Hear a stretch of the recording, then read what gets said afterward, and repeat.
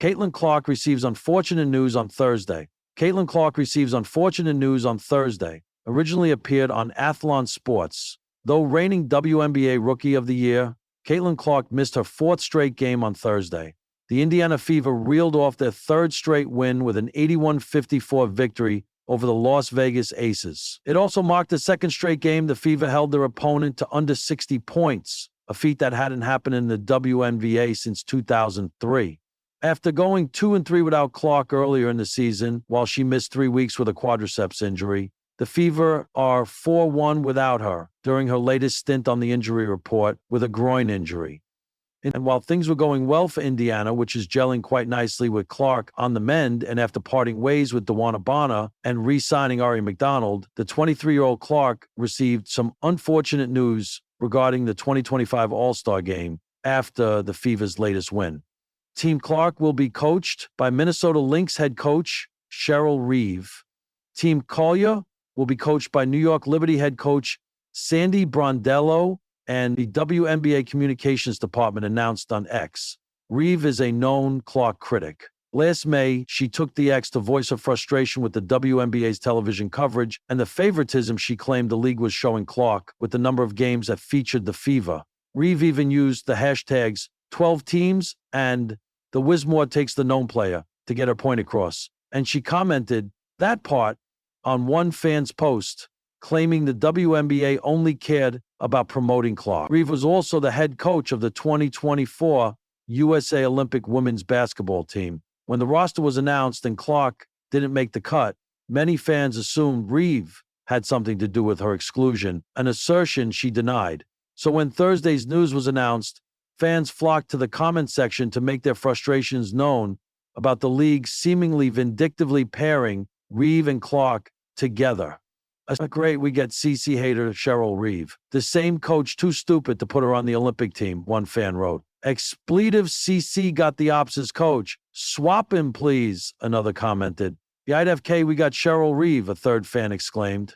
Cheryl, who kept CC off the Olympic team so that no one would watch that, and then almost lost to France while Taurasi and Griner rode the pine, remarked one user. No one wants to see Cheryl Reeve run Caitlin Clark in a motion offense. This is an embarrassment. Reeves hates Caitlin, another user scoffed. This story was originally reported by Athlon Sports on June 4, 2025, where it first appeared. Thursday had always been a day of preparation for Caitlin Clark. A bridge between battles. A pause between buzzer beaters and post-game interviews. But this Thursday didn't feel like a pause, it felt like a crash. The morning began with optimism. Caitlin woke up early, the hum of sunlight on her apartment window, her sneakers lined up by the door like soldiers ready for war. The Fever were hitting a rhythm, and so was she. The critics, the noise, the elbows thrown under the rim, it all felt like static. Her focus, unshakable, until the trainer tapped her. I talked to you for a minute? She followed, towel slung around her neck, unaware that those few steps down the hallway would feel longer than any court she'd ever run. The diagnosis, the room was quiet, a little too quiet.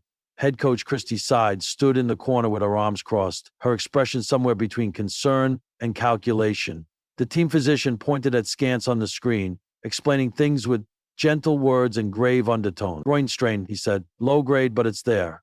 Caitlin blinked, trying to process it. Strain? She'd felt a pull, sure, but nothing worth sitting down over. She'd played through sprains, stingers, and ice baths colder than heartbreak. But now? We need to shut you down for the next couple games. At least, the trainer said. It's not worth risking something long-term. Her heart sank. Her voice tried to rise. But it's Vegas, she said. It's Aja. It's the matchup. Christy nodded gently. And we need you for the rest of the season, not just for one night. The weight of absence news travels fast in the WNBA, but it travels faster when your name is Caitlin Clark. By lunch, every outlet, from ESPN to TMZ, had plastered headlines. Clark ruled out against Aces. Injury woes return for Fever star. Clark's momentum halted amid strains. Social media split in two. Some fans showered her with love and encouragement.